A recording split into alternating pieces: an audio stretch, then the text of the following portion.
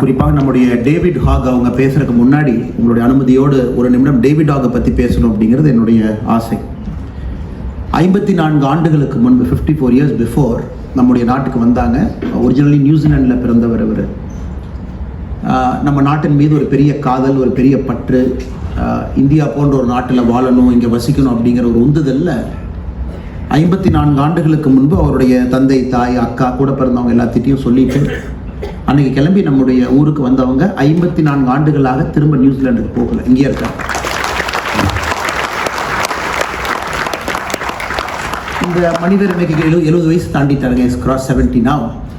நாந்தி ஃபவுண்டேஷனில் chief agriculture ஆஃபீஸராக நம்முடைய மனோஜ் அவர்களோடு இணைந்து பணி செய்கிறாங்க. அதையெல்லாம் தாண்டி தமிழகத்தில் ரொம்ப நாள் கொடைக்கானலில் இயற்கை விவசாயம், புதுச்சேரியில் பல இடத்துல இங்கே வசிஞ்சதுதாங்க 10-15 ஆண்டுகள். அதன் பிறகு இந்தியா முழுவதும் சுற்றி இன்றைக்கி அரக்கு வேலியில் ட்ரைபல் நண்பர்களோடு பணி செஞ்சுட்டு இருக்காங்க. மிக முக்கியமாக அவருடைய வாழ்க்கை முறை, ஒரு இந்தியனாக, ஒரு பாரதியனாக முழுமையாக அவருடைய வாழ்க்கை முறை இருக்கும். லிஃப்ட் பயன்படுத்த மாட்டார். எங்கே போனாலும் ஸ்டார்கேஸ் தான் ஏறுவார். எங்கே போனாலும், எந்த நாட்டுக்கு, எந்த ஊருக்கு, எங்கே வந்தாலும் அவருடைய உணவு பழக்க வழக்கங்கள், இயற்கை முறை எல்லாத்தையும் தாண்டி நம்முடைய வேதிக் அக்ரிகல்ச்சர் அப்படிங்கிற ஒரு வார்த்தையை மனோஜ் அவங்க பயன்படுத்துகிறாங்க. நம்முடைய வேதத்தில், நம்முடைய புராண எத்தனையோ முக்கியமான சரித்திரத்தில் இருக்கக்கூடிய விஷயங்களை எல்லாம் கண்டுபிடித்து அறம் சார்ந்த வாழ்க்கை, இயற்கை சார்ந்த வாழ்க்கையை இன்னைக்கு அவருடைய நேச்சுரல் மென்யூரில், ஜீரோ பட்ஜெட் ஃபார்மிங்கில் எல்லா இடத்துலையும் கொண்டு வந்திருக்கிறாங்க. இவருடைய குருநாதர், அவர் ஒரு நியூசிலாண்டுக்காரங்க. அது ஜெர்மன்ஸ் நம்மகிட்ட இருந்து எடுத்துகிட்டு போயிட்டாங்க, பிரிட்டிஷர்ஸ் நம்மகிட்ட இருந்து எடுத்துகிட்டு போயிட்டாங்க. நம்முடைய பழைய நூதனமான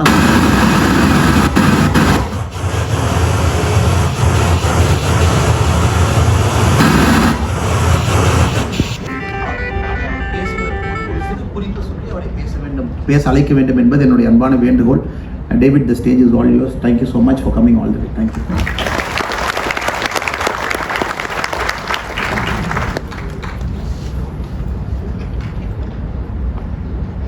Distinguished members on the stage. Thank you. All of you who have come here, who are interested in agriculture, vanakkam.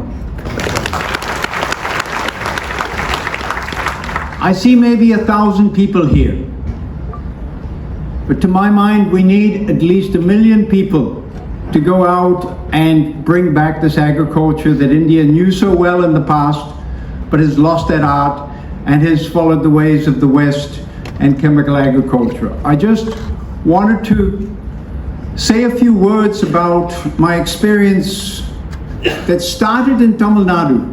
So Tamil Nadu was my teacher. I learned the art.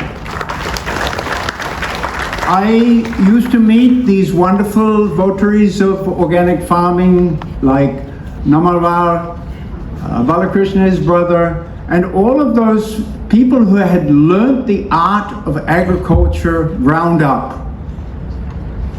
And they believed in it. And when I came to India in 1971 and I saw this extraordinary land that was so rich, it had all its rivers flowing, it had wonderful soil, and then I saw from the 70s onwards this vigorous, you might say asuric need to use chemicals from a Western knowledge and apply these with seeds that were terminator, that were not open pollinated. And I was saying, but India's sovereignty, its food sovereignty is going to be eroded. We're going to see that danger. So I set upon studying these different methods and working them out. And I worked them, I lived for 30 years in the Palani Hills, working on different crops from dairy to all sorts of fruit crops, but particularly coffee. And I realized that coffee was very important for India's watershed protection. And I realized that we had to grow coffee in order to protect those watersheds from the Western Ghats to the Eastern Ghats. It was very important. And so I set out, I developed a method of growing good quality coffee. And then one fine day in 2004, I had the occasion the blessing to have come across a certain gentleman by the name of Mr. Manoj Kumar.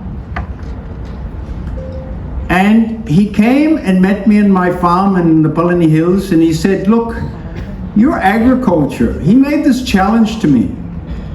He said, this agriculture you're talking about, can it feed all of India? Because I'm told that, you know, this organic agriculture, it's going to make everyone starve.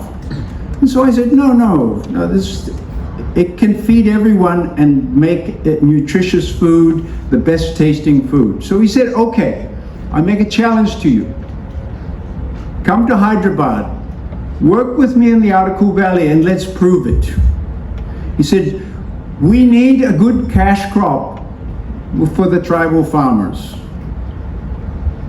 And he said, if you can prove it there, we can prove it all India. We can make a template for all India. That was the challenge. And it was kind of like, shall we say, as the Godfather says, an offer you can't refuse. And so I packed my bags, went to Hyderabad, went to Araku, and we started working with farmers. First, 500 farmers, then 1,000 farmers, then 2,000 farmers, and now we work with more than 1 lakh farmer families. And we started in a very sort of village-centric way. Manoj told me, he said, you don't worry about everything above ground.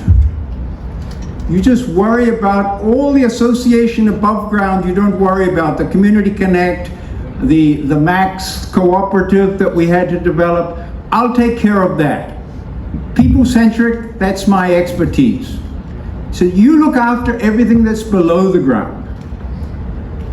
The mycorrhizal fungi, the bacterial colonies, all those billions of friends that Manoj talked about. Just you work with that and prove to me that we can make the world's best regenerative agricultural coffee. And it was a big challenge because I was in a no man's territory. I was saying, I know we can grow great coffee, but world class, let's see.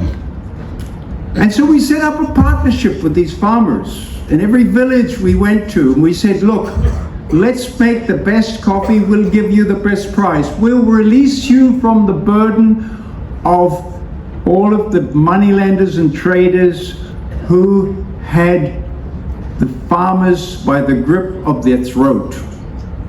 Manoj talked about that. They had no capacity to have access to market. Manoj said, I'll take care of that. You take care of the farming. And so we set upon that. We set upon an evidence-based syncretic agricultural methodology. And we worked it out with the farmers. But most importantly, we worked it out with all the young farmers. Because they suddenly started saying, hey, but this culturally, this is our ethos. It means growing trees. It means not putting chemicals in the soil because we don't want to do that, because we've tested it, they said. When we put chemicals, when we put urea, the earthworms run away. To my mind, that was the greatest scientific observation that they made. And they expressed it very confidently. And so we set about a certified organic cooperative, which is perhaps the largest organic cooperative of coffee in the world. And every year, the first tastings in 2004, it was around 65 to 70 in the international cupping regulation. We had to bring that up into specialty, which is 85 and above. And so in 2009, Manoj organized this evidence-based cupping competitions that would happen every year. We would invite international cuppers, Q-grade cuppers would come and taste the coffee. and give us their opinions. From 2009 on, we saw this steady increase. And every time these couples would come to the farms, they would meet the farmers, they would understand what was going on, and they were finding these very special tastes that they'd never seen anywhere else in the world, because everywhere else in the world, they grow the coffee chemically. But they said, you have spice notes there, you have cinnamon notes, you have pepper notes. Are you putting pepper in the coffee? And no, it was coming from the microbes in the soil, the antioxidants, the flavonoids, all of those things which were infusing that coffee with a special taste. Until within a few years, from 2009, we were getting scores of above 90.